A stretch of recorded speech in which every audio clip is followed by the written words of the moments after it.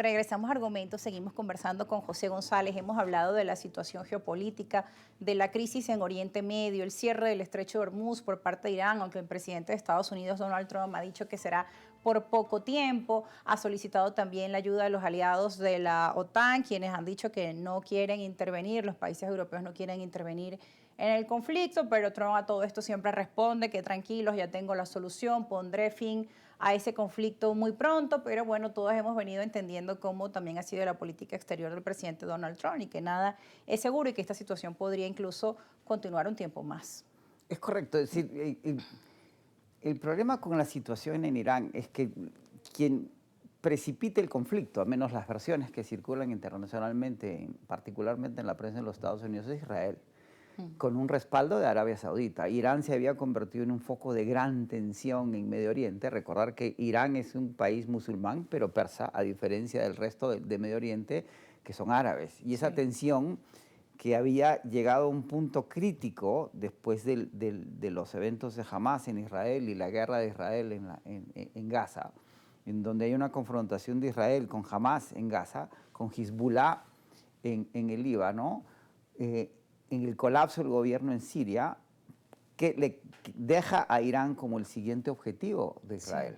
Sí. Tuvimos la guerra de Irán, la guerra de los 12 días en Irán, que tiene una nueva fase, una nueva etapa en esta guerra que estamos presenciando.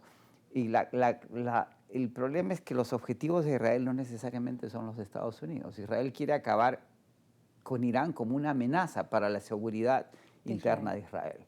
Y a Israel no le importa, o no le compete, o no le interesa que Irán entre en una situación anárquica o de caos, cosa que no le interesa ni le conviene a los Estados Unidos por el impacto que tiene, que va a tener, que está teniendo en la cotización del petróleo, que afecta las condiciones económicas en los Estados Unidos, tanto de inflación. Los ciudadanos están viendo los precios de la gasolina, unos precios insólitos, ¿no? Y vamos a ver el efecto de esos precios en la gasolina en la inflación. Habíamos tomado 11 aumentos en las tasas de interés para bajar la inflación de junio del 22 del 9.1% al 2.4%, porque los combustibles habían permanecido muy estables a niveles de $60 el barril para el Brent por una cantidad prolongada de tiempo. Eso da un salto a los 70, da un salto a los 73, a los 80 y a esos 100 que estamos viendo. Y no va con las promesas que había hecho el presidente de Estados Unidos a los ciudadanos. Pero además en la medida que para sus elecciones de medio término también. Que esta tensión se mantenga y no se resuelva, los precios del combustible pueden permanecer altos por periodos prolongados de tiempo. Y eso generaría, como señala el Fondo Monetario Internacional, un retorno de la inflación, del incremento de las tasas de interés, contrariamente a lo que el presidente Trump quiere, nombrando un nuevo presidente de la Reserva Federal para que sigan bajando las tasas, y podría generar desaceleración económica en unas economías que crecían, pero no lo suficiente. Y la prolongación del conflicto, y nada indica que se vaya a resolver en el corto plazo, pues incrementa estas tensiones a nivel global.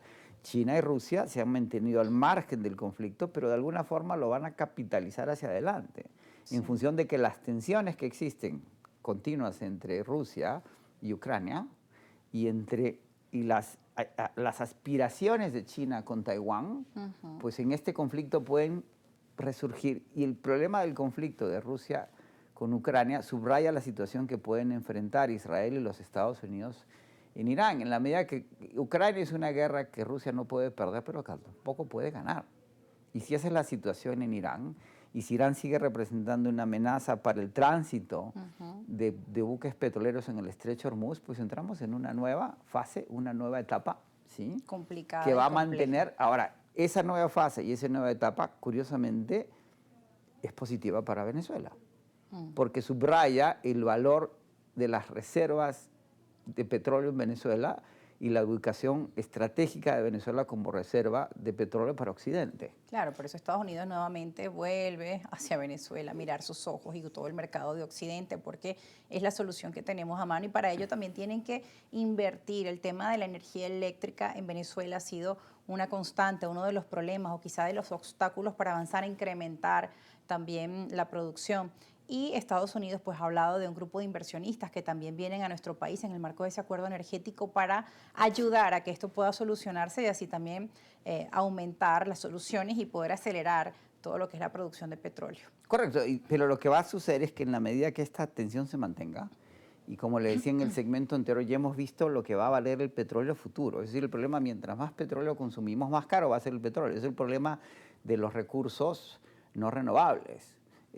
Con los recursos renovables va a suceder al revés. Mientras más energía solar consumamos, más barata va a ser, al revés del petróleo. Claro. Pero lo que genera es que un barril sostenido a niveles actuales de $100 en el tiempo, pues hacen que se acelere el proceso de inversión en recursos petroleros venezolanos. Por el retorno de esa inversión rápida, y ¿no? por la necesidad, de que Venezuela produzca esos 2 millones, 3 millones, 4 millones en el periodo más corto posible. Es una prioridad alta para Estados Unidos. Altísima. Por lo tanto, esos saltos de recuperación de los que hablábamos, del 1.100.000 a los 2 millones, se pueden dar literalmente en un plazo menor de 3 años.